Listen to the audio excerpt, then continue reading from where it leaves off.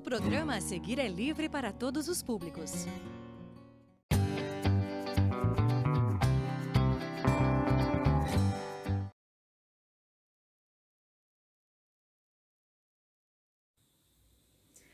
Olá, crianças e famílias, tudo bem?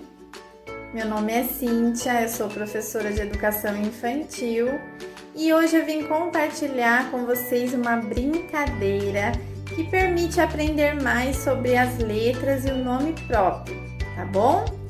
Mas antes de começar, eu vou fazer uma pergunta e um convite. Você sabe me dizer qual é a primeira letra do seu nome? Precisamos dessa informação. Então, a princípio, vamos pegar um papel e escrever o nosso nome ou pedir a ajuda de um adulto, tá bom? Assim como eu fiz, vejam. Meu nome é Cíntia, C-I-N-T-I-A.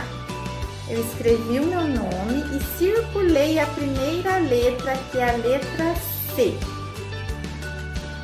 Agora eu vou dar um tempo para vocês também escreverem aí em casa, tá bom? Vamos lá?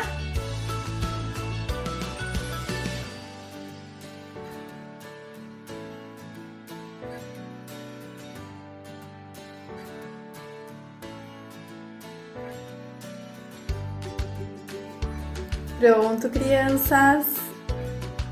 Agora que você já sabe a primeira letra do seu nome, nós vamos iniciar a brincadeira que se chama Caça Objetos do Nome, tá? Após o meu comando, vocês vão procurar em casa objetos, brinquedos que comecem com a primeira letra do seu nome, tá? Por exemplo, meu nome é Cíntia, então eu vou procurar objetos que comecem com a letra C, junto com vocês aqui, tá bom? Mas antes nós vamos cantar uma música para iniciar nossa brincadeira. É assim. O caça-objetos, vamos iniciar com a primeira letra do meu nome, o que eu vou encontrar. O caça-objetos, vamos iniciar com a primeira letra do meu nome, o que eu vou encontrar. Aprenderam? Então vamos mais uma vez para a gente começar. O caça-objetos, vamos iniciar com a primeira letra do meu nome, o que eu vou encontrar. O caça-objetos, vamos iniciar com a primeira letra do meu nome, o que eu vou encontrar.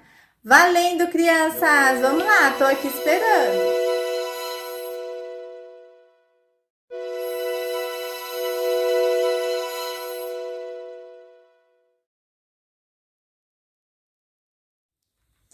E aí, crianças, conseguiram? Eu também participei aqui em casa e encontrei alguns objetos que começam com a letra C. Vejam: cola, corretivo, caderno e colher. Espero que tenham gostado, crianças. Vocês também podem brincar em casa com a família, tá bom? Até mais!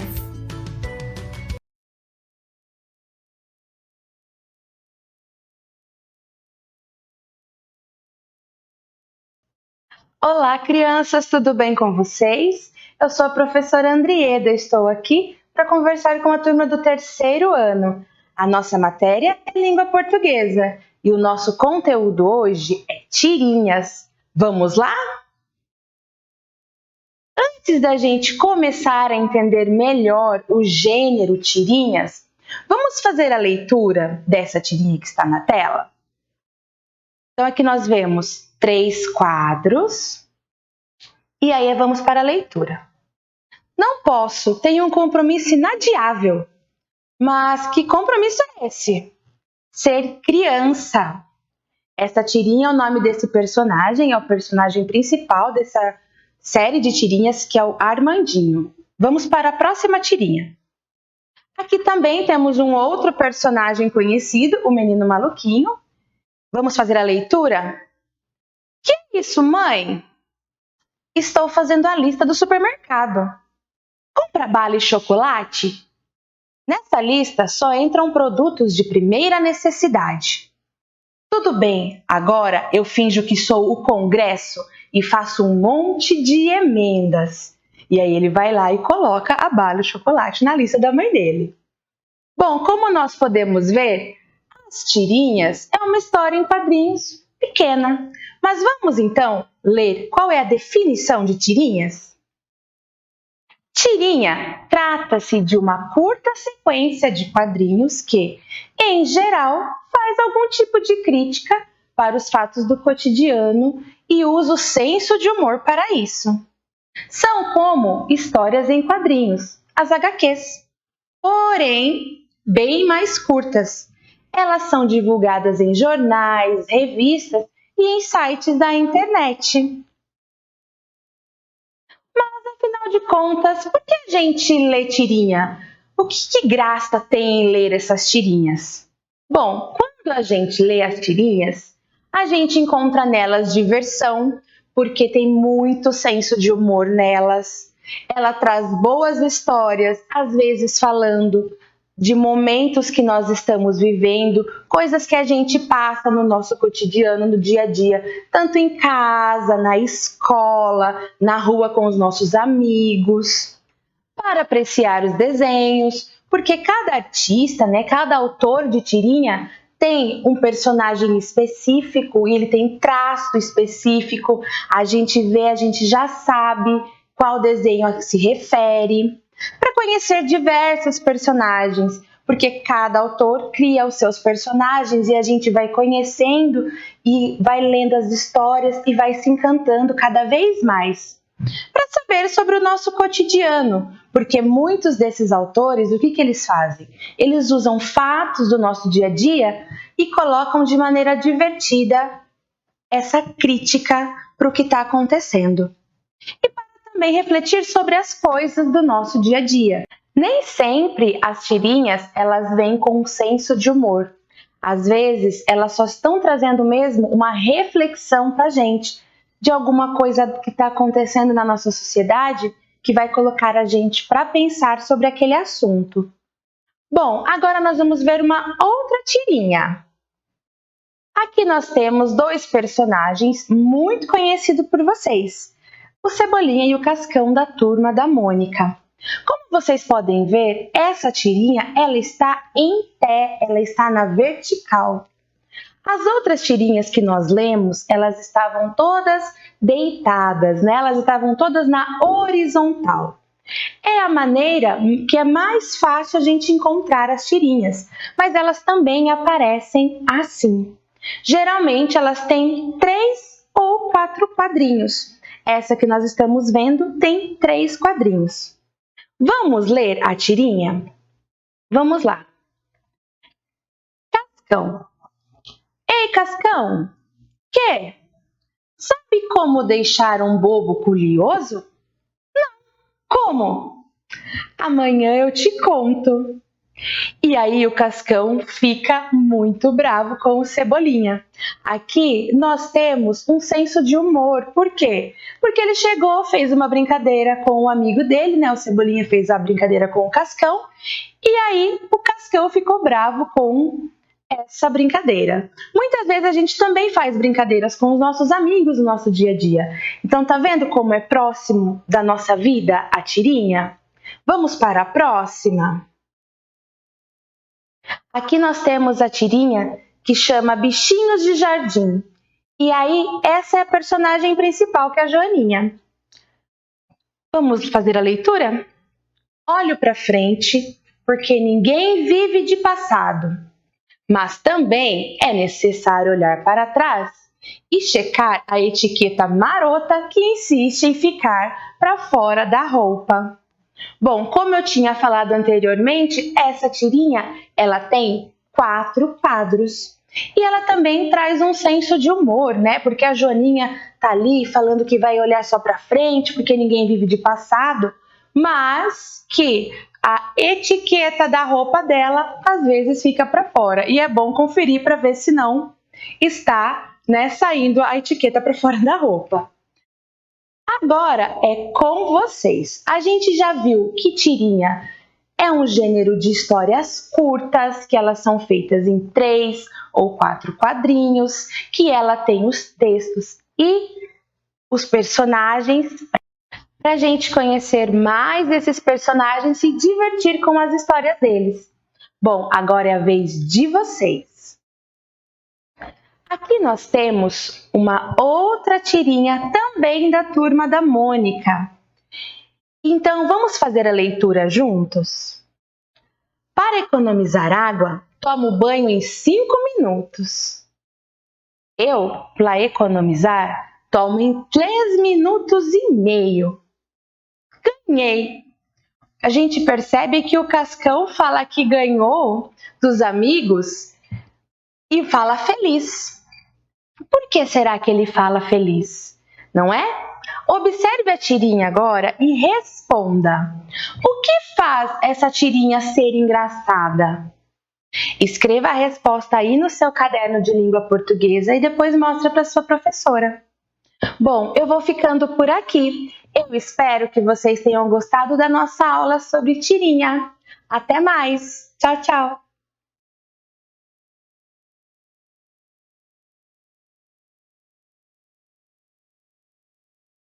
Olá, professora Raquel do 4º ano, e essa semana eu vou trabalhar com vocês as operações fundamentais da matemática. Hoje a aula vai ser sobre a adição.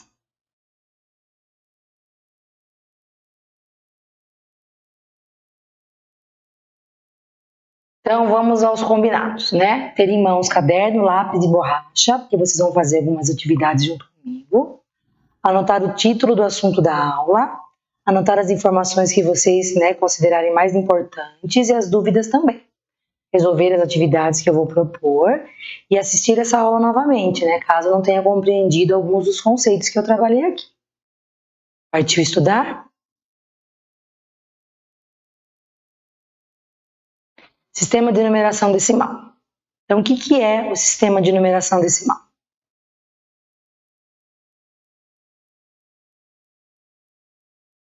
O sistema de numeração decimal, também chamado sistema de numeração decimal posicional, é um conjunto de regras que são utilizadas para representar os números, sendo contabilizados com base 10. Então, por isso que ele chama sistema de numeração decimal, porque a base do nosso sistema de numeração é 10, Então, já vou explicar o que é isso. Base é a quantidade de símbolos que servem para representar os números. Portanto, na base 10, são 10 utilizados 10 algarismos. Então, a gente utiliza o quê? Para fazer qualquer número, nós utilizamos esses algarismos aí. O 0, 1, 2, o 3, o 4, o 5, o 6, o 7, o 8, o 9. Com esses 10 algarismos, nós representamos qualquer número, dependendo da posição em que ele se encontra. Então, dependendo do lugar onde esses algarismos estão, eles têm um valor diferente. Vamos entender um pouco melhor isso. Então, por exemplo, aqui eu coloquei para vocês o quadro de valor posicional. Aqui a gente vê o quê? A classe das unidades simples, Primeira ordem, segunda ordem, terceira ordem. Aquela que a gente mais conhece. A unidade, a dezena e a centena. E depois vem a classe dos milhares, que é a quarta ordem. É a unidade de milhar, a quinta ordem é a dezena de milhar, a sexta ordem é a centena de milhar, e depois vem a classe dos milhões, Sétima ordem, que é a unidade do milhão, a oitava ordem, dezena de milhão, nona ordem, centena de milhão, e por aí vai, Que os números eles são infinitos. Mas o que eu falei antes é o seguinte, se você colocar, por exemplo, o algarismo 1 aqui na unidade, quanto ele vale? Só, isso mesmo. Se você colocar o algarismo 1 na dezena, ele vale quanto? 10, isso mesmo. E na centena? 100. E aqui ele vale 1000. Vou colocar o algarismo 1 aqui, 10.000, 100.000, E aí vai. 1 milhão, 10 milhões, 100 milhões. Então, dependendo do lugar aonde eu coloco esse algarismo, é o valor que ele terá. Então, vamos à adição. É o tema da nossa aula de hoje. O que é adição? Adição é uma operação matemática que está associada com a ideia de agrupar elementos de um conjunto. Para indicar uma adição, utilizamos esse símbolo aqui, ó. É o símbolo de mais, né? Então, ele indica uma adição, uma operação de adição. Então, eu retirei essa informação aqui, né, da escolakids.ual.com.br. E a adição, quando nós montamos, né, quando a gente fala uma continha, na verdade ela chama operação. Quando nós montamos a operação de adição, cada pedacinho dela, né, tem um nome, né? Aqui em cima, o número de cima, ele é a primeira parcela. O número de baixo é a segunda parcela. Nós chamamos de parcela. E se nós colocarmos mais uma parcela, né, chama parcela, sempre parcela. E o sinalzinho, né, de mais vem aqui do lado esquerdo. E aqui embaixo, quando eu calculo essa adição, essa soma, ela chama-se soma ou total, que é o resultado da adição, certo? Então, a estrutura da adição é essa, e são os termos da adição. Lembrando que a adição é uma operação em que a gente pode colocar várias parcelas, né, uma em cima da outra. É uma das operações, é a operação, é a única operação que aceita isso, a gente poder calcular. Então, aí nós temos o quê? Aqui eu coloquei, né, duas mãozinhas, e são bolinhas de cor diferente, só para a gente retomar um pouquinho o conceito de adição. Então, quantas bolinhas tem nessa mão aqui? 3. Com 3 bolinhas azuis. E nessa mão aqui? 6 bolinhas verdes, isso mesmo. Então, 3 mais 6, eu faço uma soma, eu quero saber o total é 9. Né? Então, aqui eu simbolizei com o símbolo da adição é o mais, então eu coloquei aqui no meio porque eu quero saber o total. Eu sei as duas parcelas e eu quero encontrar o total. O total vem logo depois do sinal de igual, quando a continha, né, quando a operação ela está aí na horizontal, está deitada. Cálculo da adição. Para realizar a operação de adição, não é necessário recorrer a imagens, pois imagine ter que realizar uma adição entre dois números relativamente grandes por meio de desenhos. Ter que desenhá-los pode ser uma tarefa não muito fácil. Assim, para realizar uma adição, devemos seguir os seguintes passos, né? Então, por exemplo, ali, né, a gente tinha uma adição simples. Então, eu podia desenhar 3 bolinhas e 6 bolinhas. O desenho, né, é pouca quantidade. Mas se eu quiser somar um número grande, né, 235 mais 574, como que a gente vai desenhar esse monte de bolinha? Porque é difícil. Então, a gente vai aprender um pouquinho hoje, lembrar, né, e aprender um pouquinho como que a gente pode fazer esse cálculo sem recorrer aos desenhos. Passo 1. O primeiro passo consiste em armar a operação. Então, o que a gente fala armar? Né? Armar é colocá-la em pé, assim. Eu vou explicar como que se faz isso. De novo, vou falar aqui, operação, né? Operação é o que a gente chama de conta, mas na matemática o nome correto é operação matemática. Essa operação é uma operação de adição. Então, nós temos aqui duas parcelas. A primeira parcela é 1.064 e a segunda parcela é 374. Então, eu tenho as duas parcelas e eu quero achar o total. Então, o que eu faço? Eu vou armar essa operação, colocando o quê? Ah, preciso pôr o número maior em cima, professora? Na adição, não. Na adição, você não precisa colocar o número maior em cima, não. Você pode colocar o número que você quiser, você pode escolher, tá? Então, você coloca muito cuidado agora em armar a operação. Percebam só, este 4, ele é o quê? A unidade. Este 4 aqui também está na unidade. Eles têm que ficar um embaixo do outro certinho. Agora, vamos para a dezena. Esse 6 aqui é dezena. Esse 3 aqui é dezena. Então, eles têm que ficar um embaixo do outro certinho. Agora, centena. Esse 0 aqui é centena. Esse 3 aqui é centena. Então, o 0 e embaixo dele o 3. E agora, a unidade de milhar aqui. Aqui não tem unidade de milhar. Então, aqui fica vazio, certo? Então, como que a gente começa a realizar essa operação? O primeiro passo é esse, armar a operação. Respeitando sempre, né, o valor posicional aí dos algarismos.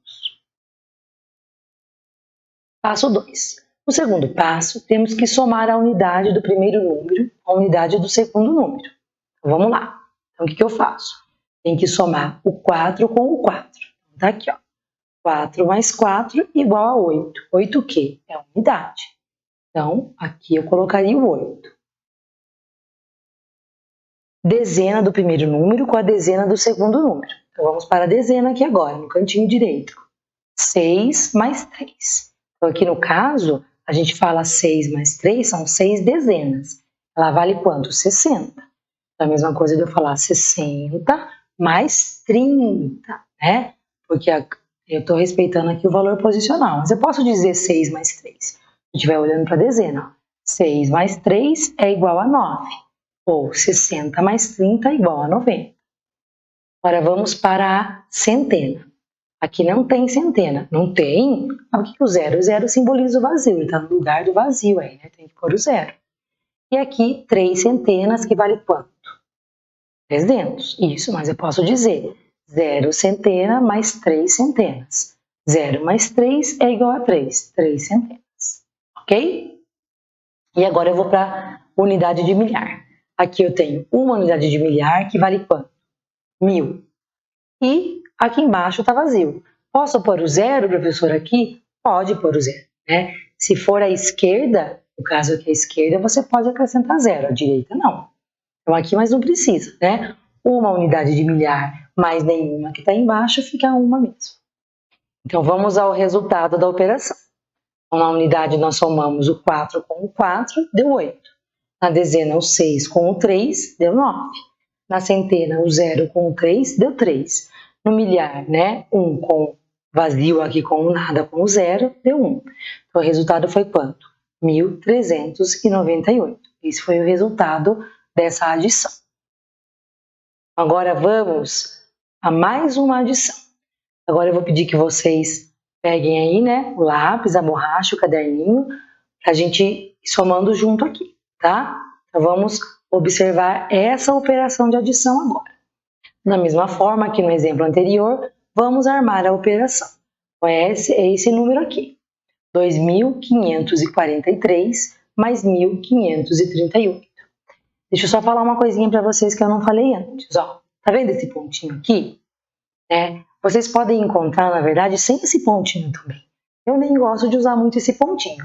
Mas esse pontinho aqui, ele serve para marcar o lugar onde muda, né? Muda a classe, né? Aqui são as unidades, dezenas e centenas simples, e aqui começa a milhar. Então, você pode usar esse pontinho para marcar. Não é uma vírgula, hein? É um pontinho só, bem pequenininho aí.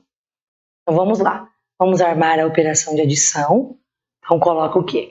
2.543 em cima, essa é a primeira parcela, e a segunda parcela é 1.538.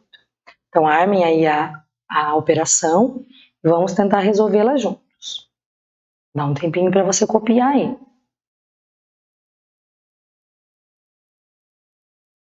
Pronto? Vamos lá então? Vamos lá. Agora nós vamos somar termo a termo dessa operação. O que é termo a termo, né? Algarismo, né? Por algarismo, número por número aqui. Então, vamos lá. Vamos para a unidade primeiro, ó. O 3 em cima e o 8 embaixo. 3 mais 8, quanto dá? 11. Prestem atenção aqui. O número 11, ele tem o quê? Uma unidade. E esse 1 que se formou aqui, ele é unidade? Não, né? Ele é o quê? Ele é dezena. Como nós falamos antes, o nosso sistema de numeração ele é decimal. Embaixo de cada, né, em cada posição aqui, só cabem 10 algarismos. Então, pode ser o 0, pode ser o 1, o 2, o 3, o 4, o 5, o 6, o 7, o 8 e o 9. Quando chega no 9, não cabe mais, né? Não pode colocar 2 algarismos em uma mesma posição. Então, o que eu faço? Eu deixo o 1 aqui, que é da unidade, e esse 1 aqui, né, porque 10 unidades formam uma dezena, eu levo ele aqui em cima, ó, na casinha da dezena. Tá vendo o vermelho aqui, ó? Formou uma dezena, formou 10, né? Então aqui agora eu vou somar uma dezena que é 10, mais 4 dezenas 40 e mais 3 dezenas que é 30. Então ficou 10 mais 40 mais 30. Ou eu posso dizer uma dezena mais 4 dezenas mais 3 dezenas, que dá quanto? 8. Aqui, ó. 4 mais 3 dá 7. Mas por que você pôs 8 aqui, professora? Lembra essa dezena aqui de cima, ó?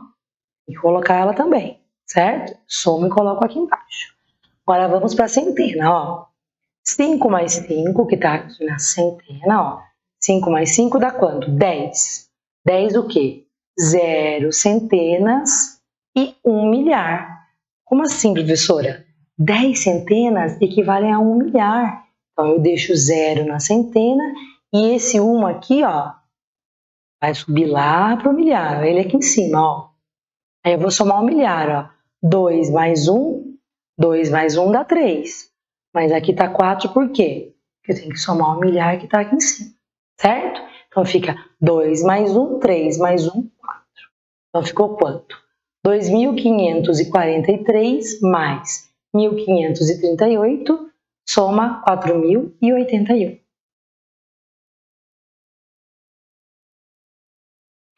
Para a gente conseguir fazer uma adição, né, com mais facilidade, se a gente aprender que a adição tem algumas propriedades, algumas regrinhas para a gente guardar na cabeça, fica mais fácil ainda. Então, a adição ela possui algumas propriedades que nos auxiliam na resolução de alguns problemas. Vamos ver quais são essas propriedades. Propriedade 1. Na operação de adição, o número 0 é conhecido como elemento neutro, ou seja, ao realizar a adição entre qualquer número e o número 0, o resultado será o próprio número. Uma coisa que meus alunos têm bastante dificuldade quando eles fazem continha, eles colocam lá 3 mais 0, 0. Não, 3 mais 0 continua o 3, é isso que está falando. Ó. Ao realizar uma adição entre qualquer número e o 0, o resultado será o próprio número, né? Porque eu estou somando um número com 0, com o vazio. Então, por exemplo, 3 mais nada, como a gente diz, continua o próprio 3. Ou 0 mais 6 continua o próprio 6. Tá? Então, não importa se o 0 vem na segunda ou vem na primeira parcela. Essa é a primeira propriedade. Propriedade 2. A adição é comutativa, ou seja, podemos alterar a ordem das parcelas e o resultado ainda será o mesmo. Então, na adição, se eu somar o 6 mais o 4, eu tenho 10. E se eu inverter o 4 mais o 6, eu também tenho 10. Então, aqui, né, a ordem aqui das parcelas, elas não vão mudar o resultado. Essa é a propriedade comutativa, propriedade número 2 da adição. Propriedade 3. A operação de adição também é associativa, o que significa que podemos somar as parcelas de uma adição de diferentes maneiras que o resultado não se altera. Então, por exemplo, aqui eu tenho 4 mais 6 mais 3. Eu posso somar primeiro o 4 mais o 6 e colocar o resultado aqui, que dá 10. E aí eu somo ao 3. Mais 3 fica 13. Ou eu deixo o 4 de fora, coloco ele aqui embaixo, somo primeiro a segunda e a terceira parcelas. 6 mais 3 dá 9. 4 mais 9 dá 13 da mesma forma. Então, as parcelas, ó, são as mesmas parcelas, né? 4, o 6 e o 3. Primeiro eu somei as duas parcelas e, por último, né, acrescentei a terceira parcela. Aqui não. Eu deixei a primeira parcela de lado, somei a segunda e a terceira, depois somei a primeira. Mas o resultado é o mesmo, né? Portanto, 4 mais 6, né? Coloquei dentro do parênteses, porque está dentro do parênteses na matemática, a gente resolve primeiro. Mais 3 é igual o 4 com o 6 mais 3 dentro do parênteses, tá bom? Igual a 13. Então, esta operação de adição, ela é igualzinha a esta operação de adição. Ambas dão 13. Tudo parece complicado, mas não é. Agora, para que a gente possa, né, ver se a gente entendeu de verdade, o importante é praticar. Eu já coloquei para vocês lá um desafio para a gente praticar lá no comecinho. Agora vamos praticar de novo, né? Pega o lápis, a borracha e o caderno aí, vamos lá. Eu vou pedir que vocês primeiro observem os placares que mostram quantos pontos marcou cada time em uma partida de basquete. A partida de basquete, ela tem aí os dois tempos, primeiro e segundo tempo. Vamos observar aqui. Este de cima aqui é o placar do primeiro tempo. O time 1 no primeiro tempo fez quantos pontos? 49. E o time 2? 58. Então, esse é o time 1, o time 2. E ali embaixo o placar do segundo tempo. O time 1 fez 55 e o time 2 fez 50. Né? Se eu olhar no primeiro tempo, quem fez mais pontos no primeiro tempo? O time 2. E no segundo tempo, quem fez mais pontos? O time 1. Mas quem será que venceu? Eu preciso somar, né, para saber quem venceu. Qual foi o time vencedor e por qual placar? Tem duas perguntinhas aí. Qual foi o time vencedor é a primeira pergunta. E por qual placar, né, por quantos pontos, qual foi o placar final, é a segunda perguntinha aí. Então vamos lá. O time vencedor é aquele que tiver mais pontos, juntando os pontos do primeiro e do segundo tempo. Ou seja, devemos somar a quantidade de pontos marcados de cada time.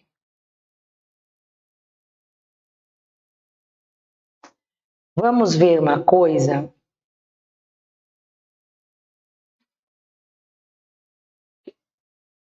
Ó, eu quero que vocês prestem atenção aqui. Ó, vou voltar um pouquinho. Lá, eu pedi para vocês somarem quantos pontos os dois times fizeram juntos no primeiro tempo. Foi essa a pergunta? Não foi essa a pergunta, né? Foi qual time foi o vencedor e por qual placar.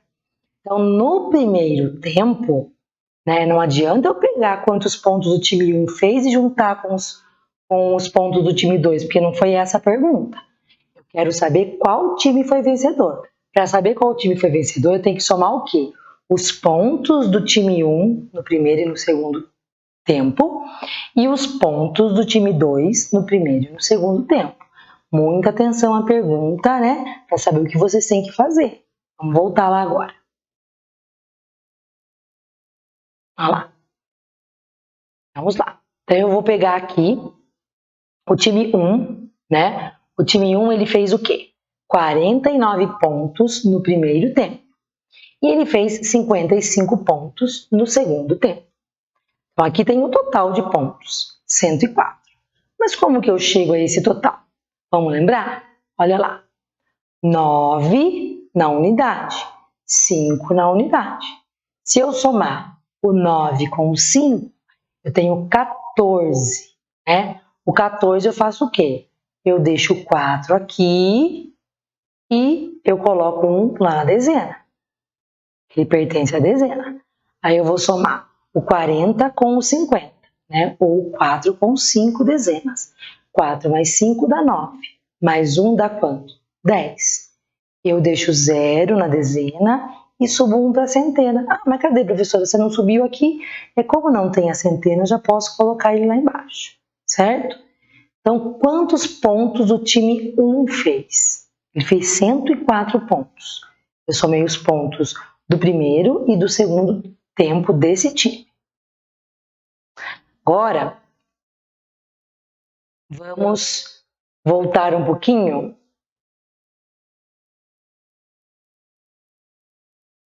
para a gente verificar o time 2. Vocês vão fazer sozinhos aí. Então, peguem o lápis e a borracha e vamos somar então os pontos do time 2. Olha lá, 50 no primeiro tempo, 58 no primeiro tempo, desculpa, e 50 no segundo tempo. Então, somem aí para mim quantos pontos o time 2 fez nesse jogo. Dá um minutinho para você, bem rapidinho, hein? Vamos lá. Lembra lá, unidade embaixo de unidade, dezena embaixo de dezena.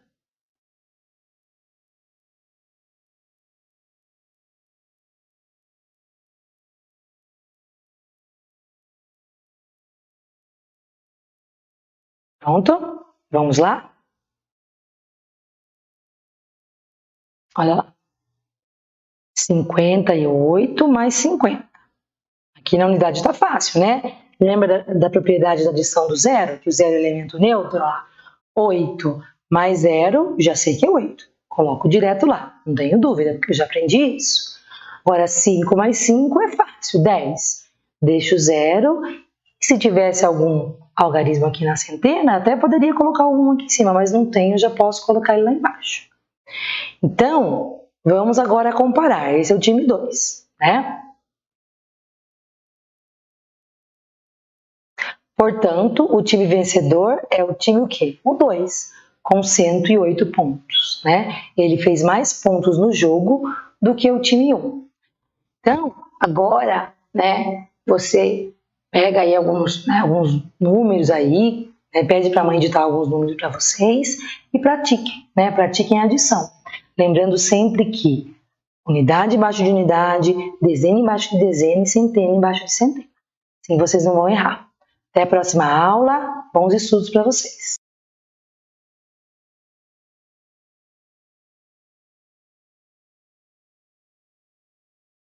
Olá, turminha do 5º ano, tudo bem com vocês? Estão animados aí em casa? Eu espero que sim, eu estou muito animada, estou aqui falando com vocês.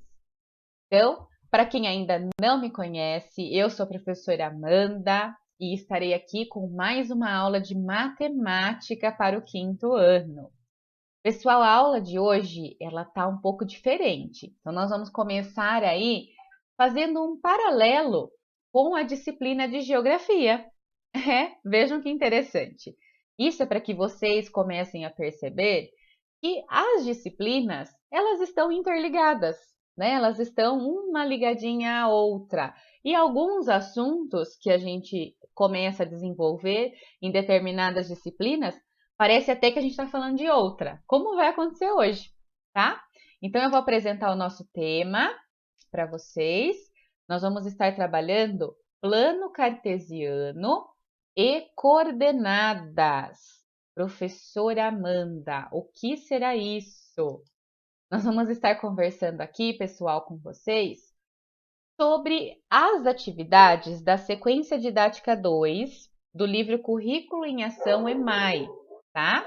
O objetivo dessa atividade é aprender a se localizar e também localizar pontos nas coordenadas cartesianas. Nossa, professora, que complexo! Vamos com calma, vamos devagar.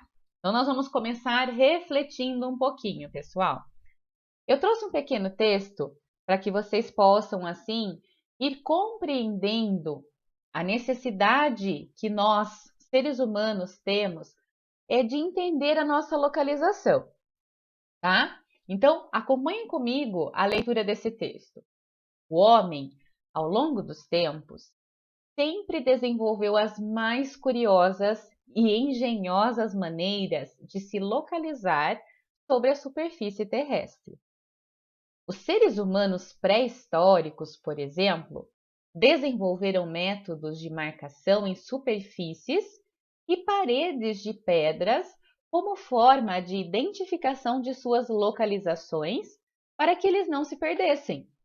Além disso, várias civilizações antigas sabiam utilizar a posição dos astros e do Sol para identificar as suas posições geográficas e escolherem a direção a ser seguida em suas viagens.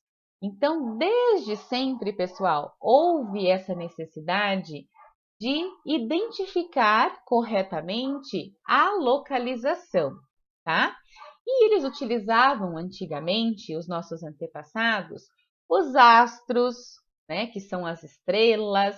Então, tudo era medido, digamos assim, utilizando o que eles tinham, né, naquele momento, que no caso eram as estrelas, os astros. Hoje em dia, nós temos alguns instrumentos que nos ajudam a se localizar. Então, eu trouxe alguns modelos aqui para vocês. Vocês conhecem esse primeiro aqui? É chamado de rosa dos ventos. A rosa dos ventos, ela indica para a gente os pontos cardeais, que são norte, sul, leste e oeste, mas indica também os pontos colaterais, que vem aí o nordeste, noroeste, sudoeste e sudeste. Tem também a bússola, que é esse instrumento aqui utilizado nas navegações, tá? Nós temos o mapa, que eu trouxe aqui para vocês, que ele vai indicar a direção utilizando a latitude e a longitude. E hoje em dia, nós temos o GPS, que é esse instrumento aqui da ponta, muito utilizado hoje em dia. Você já precisou usar um GPS? Já utilizou o GPS? Eu tenho certeza que sim, pessoal. Porque geralmente quando a gente vai fazer um passeio, uma viagem, para a gente chegar até o local, costumamos utilizar o GPS, tem o aplicativo do Waze, tem o Google Maps no celular. São esses facilitadores que nós temos em mãos que nos auxiliam nessa localização, não é mesmo? A orientação. Quando queremos nos orientar em relação às pessoas e aos objetos, é comum utilizarmos termos como. Antes de entrar nesses termos, vamos supor a seguinte situação. Imaginem, pessoal, que lá na sua escola chegou um amigo novo e você precisa ensinar esse amigo aonde fica a sua sala. Digamos que vocês se encontraram no portão da entrada da escola. Como que você faz para ajudar esse amigo a chegar até a sua sala de aula? Sabe que eu tive uma experiência já com relação a esse questionamento que eu estou fazendo para vocês, e os alunos começaram a dar diversas soluções para esse problema, tá? Mas o que me chamou a atenção é que alguns alunos não se atentaram aos detalhes. Quando a gente vai orientar uma pessoa, pessoal, nós precisamos utilizar os termos corretos. Por quê? Porque senão a pessoa ela vai se perder no caminho. Ela vai acabar não encontrando aquilo que ela precisa. Por isso que eu preciso estar atenta e saber identificar o ponto de partida. Se eu sei aonde a pessoa está, eu consigo orientá-la a chegar até o ponto de chegada. Mas para isso eu preciso utilizar alguns termos corretos. E para começar a falar sobre localização, eu preciso saber também as direções, tá bom? Então vamos fazer uma experiência, um exercício agora? Então você que está aí em casa, eu quero que você levante para mim o seu braço direito. Levantou? Deixa eu ver. Levantou o seu braço direito? Vamos ver se você acertou? Eu vou levantar o braço oposto ao seu, porque eu estou de frente para você. O braço direito, o seu braço direito, é esse aqui, ó, tá? É o seu braço direito, porque eu estou de frente para você. Então, a minha esquerda é a sua direita. Consequentemente, esse é o seu braço esquerdo. Então, exercitem bem isso, pessoal, porque é o mínimo que o quinto ano tem que saber. Qual é a direita e qual é a esquerda. Combinado? Voltando aos termos utilizados para orientar alguém ou para você se orientar, eu trouxe alguns exemplos aqui para você. Olha só, eu posso dizer assim: à frente, atrás, para cima, para baixo. Pensando em direção, qual é a direção que eu tenho acima? Para cima é a norte. Qual é a direção para baixo? É o sul, certo? À esquerda, qual é a sua esquerda? A sua esquerda é essa daqui, tá? E a sua direita é essa daqui. Então, à esquerda sua, o que eu tenho? Eu tenho a direção leste ou a direção oeste? E agora, pessoal? À minha esquerda, eu tenho o oeste. E à minha direita, eu tenho o leste. Fiquem atentos, porque eu levantei mãos contrárias, porque eu estou de frente para vocês, tá bom? Pensem sempre assim. À minha esquerda, eu tenho a direção oeste. E à minha direita, eu tenho a direção leste. Eu posso usar à direita também. Outro fator interessante quando se trata de localização é saber o que é ponto de referência, pessoal. Então, olhe só, os pontos de referência, eles podem ser usados e nos auxiliam a orientar alguém ou a nos orientar dentro do espaço. E o que são esses pontos de referência? Pode ser, de repente, um monumento, uma estátua, uma praça, uma padaria, um mercado. Então, pontos de referência são construções que me chamam a atenção. E são construções antigas, geralmente, tá? Então, eu posso utilizar para facilitar a localização de alguém, tá? Em determinados locais. Nós vamos falar agora um pouquinho sobre coordenadas geográficas. Então, eu trouxe nesse momento para vocês, aí na minha tela que eu estou compartilhando, uma curiosidade utilizada na geografia. Então, pensem que um piloto de avião, no caso aí, para também navegantes, né? Eles utilizam essas coordenadas para identificar onde eles estão. Por quê, pessoal? Porque no céu não tem ponto de referência, nem no mar, não é mesmo? Então, eles usam esses instrumentos que auxiliam eles na localização correta, porque senão eles iam para qualquer lado, né? Não tem nenhuma referência, então a gente acaba indo para qualquer lado. Por isso que nas grandes embarcações, né, o capitão, ele utiliza esses recursos para ele ir até a direção correta. O piloto também, certinho? Então acompanhem aí o que eu vou ler para vocês. Coordenadas geográficas. São algumas linhas imaginárias que nos ajudam a encontrar nossa localização na superfície terrestre.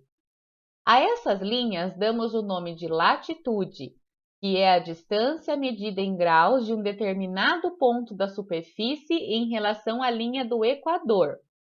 Pode variar de 0 graus a 90 graus e estar ao norte ou ao sul. Então, vamos lá para o mapa? A linha do Equador é essa linha que corta o nosso planisfério, tá? Dividindo o planisfério em norte e sul. Então, tudo que está acima da linha do Equador é norte. Tudo que está abaixo da linha do Equador está no hemisfério sul. Vamos pensar assim, tá? Tudo acima da linha do Equador é hemisfério norte, abaixo da linha do Equador é hemisfério sul. Essa linha, pessoal, é uma linha imaginária, tá? Agora, com relação à longitude, isso que eu acabei de falar para vocês é latitude, tá? Latitude eu vou medir com relação ao hemisfério norte ou hemisfério sul. A longitude é essa linha imaginária que corta o planisfério, tá? Estão vendo aqui? Ela corta o planisfério de leste a oeste. E ela é medida em graus também. E ela utiliza para fazer esse corte o meridiano de Greenwich. Então, enquanto aqui na horizontal eu uso a linha do Equador, para dividir na vertical, eu uso o meridiano de Greenwich. São duas linhas imaginárias, tá? Essa linha aqui, ó, que é o meridiano de Greenwich, ela vai indicar para mim a direção a oeste, que é esse lado que está o meu cursor, e a direção leste. Deu para perceber? Muito interessante. Vamos fazer uma experiência agora? Como que você daria a coordenada geográfica utilizando as informações de latitude e de longitude? Se eu pedisse para você a localização do ponto A, por exemplo, como que você daria essa coordenada para mim para indicar que o ponto A está bem aqui? Olha como que a gente pode falar, ó.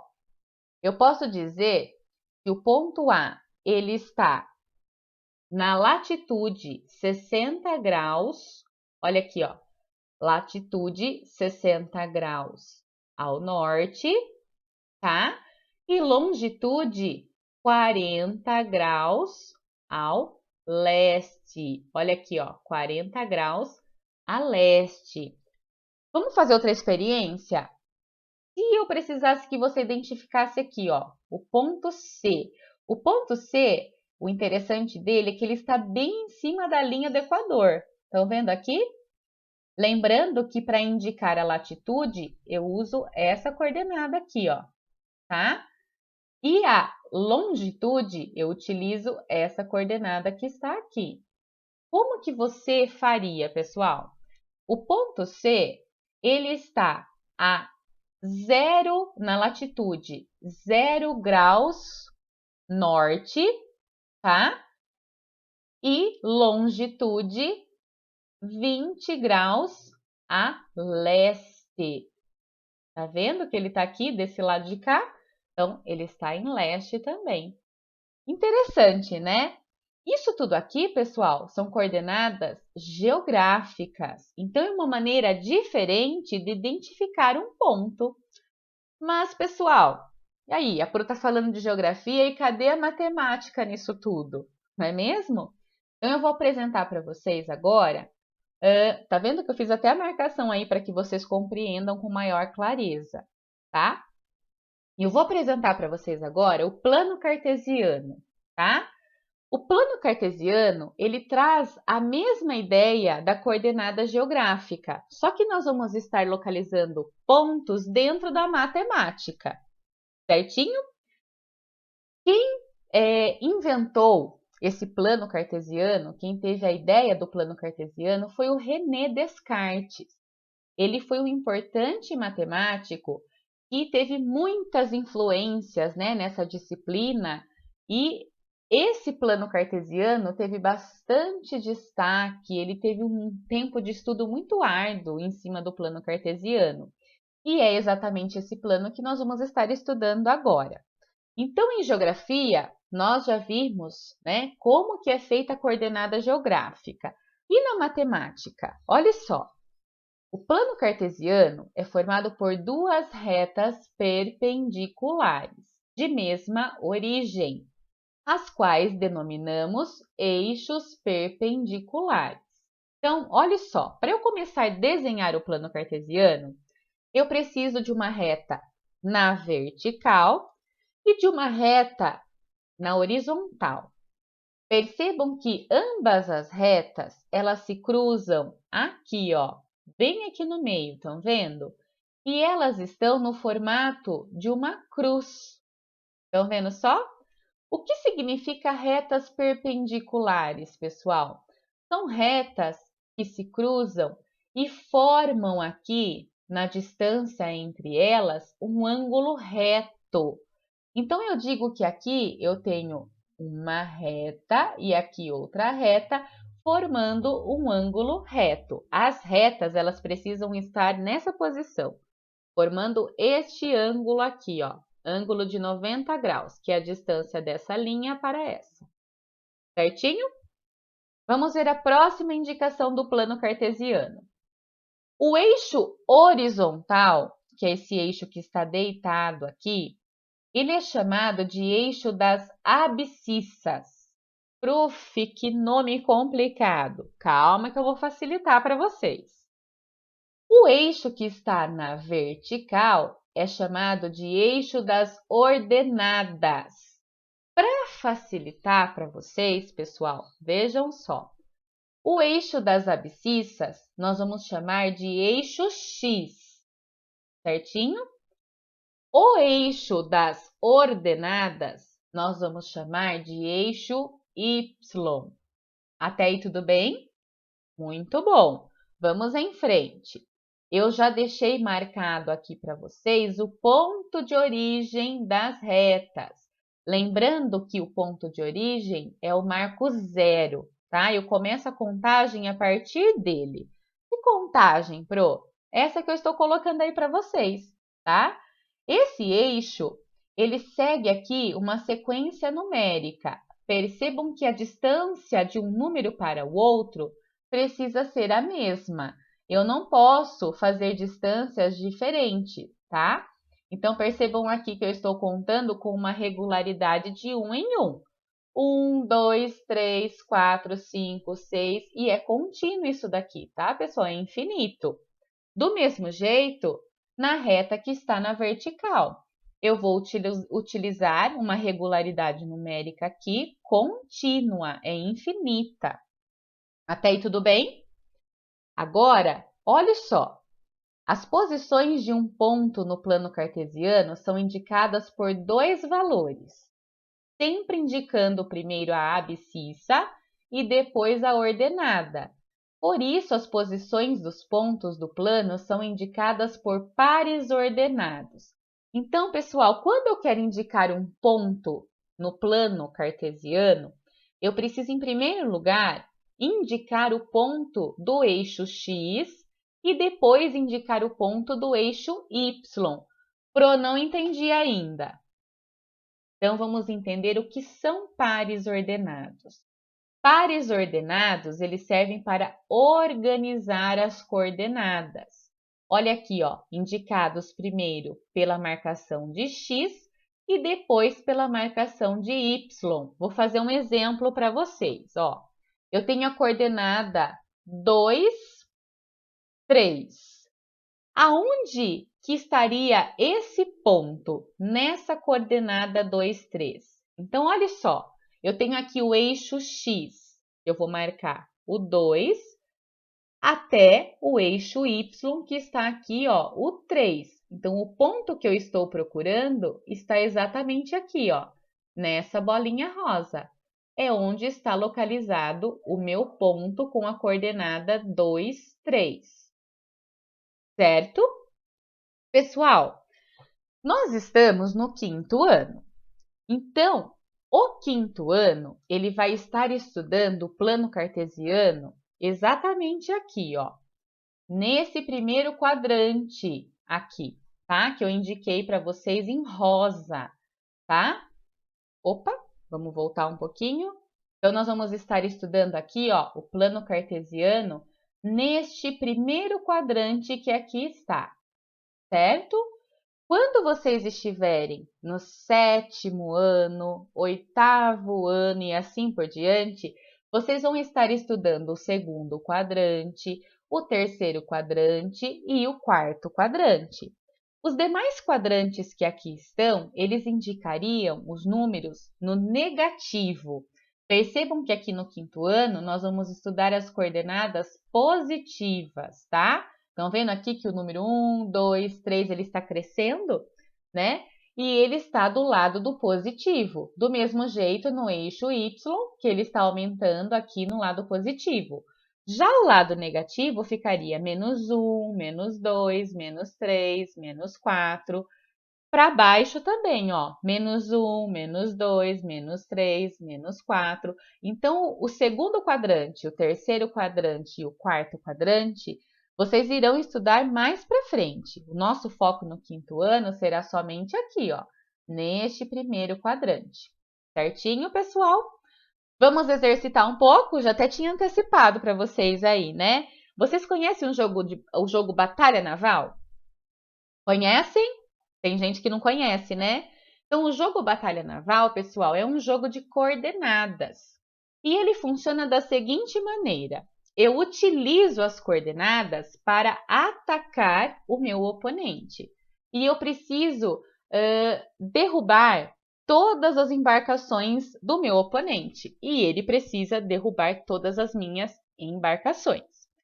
Eu trouxe aqui um exemplo para mostrar para vocês como que funciona esse jogo. Então, olha aqui em cima. Eu tenho uma cartelinha e eu já coloquei as embarcações no lugar certo. Porém, quando a gente começou o jogo, o meu oponente ele já disparou algumas bombas, tá vendo aqui, ó? Que as bombas acertaram a água e não acertou a minha embarcação. Então, por enquanto, eu estou ganhando o jogo.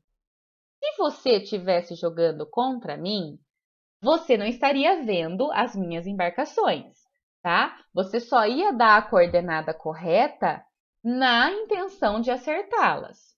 Então, o jogo ele parece que é simples, mas não é, porque você tem que ir tentando as coordenadas até acertar a embarcação do seu oponente, tá? Então, olha aqui, pessoal. Imagine que o meu oponente, ele precisa acertar as minhas embarcações que eu distribuí aqui na cartela. Para facilitar para a gente a nossa conversa, eu numerei cada uma das minhas embarcações. Estão vendo aí? Eu tenho 8 embarcações. Eu quero que vocês deem para mim as coordenadas corretas que acertariam as minhas embarcações. Lembrando sempre que eu preciso dar a coordenada do eixo X primeiro e em seguida a coordenada do eixo Y. Então, qual é a coordenada, no caso aqui, da primeira embarcação? Qual é a minha coordenada? Ele está no D1, tá vendo aqui? Mas só no D1. Esse barco aqui, ele está no D1 e está também na coordenada D2, certinho? Agora, a segunda embarcação que aqui está, ela está ocupando qual coordenada? Ela está na coordenada I2, I3 e I4 também. Estão vendo? Tá? Primeiro eu vou dar a coordenada do eixo X, depois eu vou dar a coordenada do eixo Y. A próxima embarcação, o que você falaria para mim? Para acertar esse barquinho aqui, ó, qual é a coordenada? B3, muito bem. Coordenada B3, você acertaria em cheio esse barquinho aqui da Pro, tá? A número 4, qual é a coordenada? G5, G6 e G7. Estão vendo aí? Próxima embarcação é de número 5. Esse barquinho aqui, ó. Qual é a coordenada? Se você falou I7, você acertou. Olha o sexto barco, a sexta embarcação. Ela está em A7, tá? Agora nós vamos para a sétima. Olha que enorme que ela é. Qual é a coordenada dela? E7, E8, E9 e E10, tá? E, para terminar, a oitava embarcação, que está em B10 e C10. Estão vendo? Só que o meu oponente, ele errou, né? Errou alguns disparos. Qual seria as coordenadas erradas? Eu marquei um xizinho aí para vocês enxergarem bem. Esse X, ele está ocupando que coordenada? C3. Muito bem, quinto ano. E esse X? Qual é a coordenada que ele está ocupando? F4. Muito bom. E esta coordenada, qual é? L3. Muito bem. E essa coordenada aqui? Eu tenho C8. Certo? Deu para entender? Acredito que tenha ficado mais claro ainda para vocês, não é mesmo? Que bom! O que nós aprendemos hoje, pessoal? Nós vimos quais são os instrumentos utilizados para orientação no espaço, nós vimos os termos de orientação e pontos de referência, vimos também o que são coordenadas geográficas, lembram? Da linha do Equador e o meridiano de Greenwich. Vimos latitude e longitude, que são utilizadas, né, para indicar a localização. Vimos o plano cartesiano e as coordenadas cartesianas. E nós exercitamos a localização utilizando aí um modelinho do jogo Batalha Naval. E a dica da professora para vocês hoje, pessoal, é esse site que está aí, ó. Tem um site que se chama rachacuca.com.br. Nesse site, além de outros jogos, você vai encontrar lá o jogo da Batalha Naval. Aí você pode brincar, se divertir e exercitar as coordenadas cartesianas. Pessoal, esse assunto é uma introdução para os exercícios do livro do EMAI. Então, até a nossa próxima aula Espero que vocês tenham gostado e fiquem aí esperando que logo, logo tem mais novidade. Tchauzinho, pessoal! Até mais!